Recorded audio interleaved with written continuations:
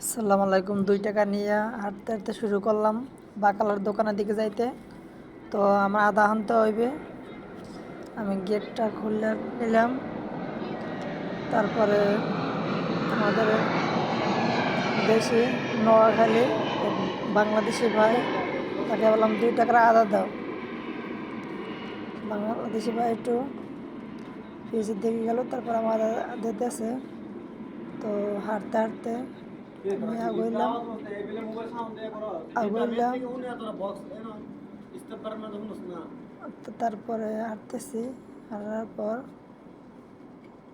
Fridge থেকে আমাকে 2 টাকার আদা দিল। তারপর আমি ক্যাশ কাউন্টারে গেলাম।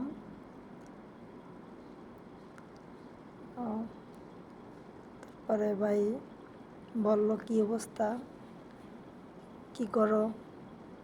আমি বলতেছি, ভাই ভিডিও বানাইতেছি তো।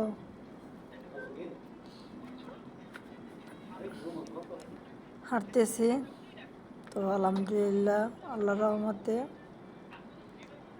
জানি না কতকাল থাকবো এই বিদেশে। তো 2 টাকা নিয়ে আমি চললাম। ভাই করছে, বলে তোমার আইডিটা দাও। তো আমার আইডিটা লিখে দিলাম। তারপর আমার হাঁটতেছি হোটেলের দিকে যাইতেছি। তো আদা নিয়ে যাইতেছি। তো অনেক রাত হয়েছে, রাত বাজে 3টা। তো রান্না করতে হবে, প্রবাসী জীবন, খাওয়া দাওয়া করতে হবে, গোসল করতে হবে, রান্না করতে হবে। তো খুব কাছাকাছি এসে পড়ছি, মাত্র 2 মিনিট লাগে যেতে। তো প্রবাসী জীবন তো, সারাদিন কাজ করার পরে খাওয়া দাওয়া করা লাগবে রান্না করে। কী করবো? ফ্যামিলি যদি বুঝতো তাহলে প্রবাসী জীবনটা নিত না। তো প্রবাসীর কষ্ট কেউ বোঝে না, কখনো বোঝে নাই।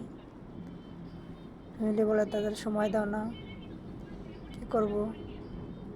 তো আমার হোটেলটা দেখা যাইতেছে লাইটিং। তো হাঁটতেছি, খুব কাছাকাছি এসে পড়লাম। তারপরে গাড়িটা ক্রস করলো। তো আমার হোটেল কাছাকাছি এসে পড়লাম। আসার পরে আমাদের বড় ভাই মেহেদি হাসান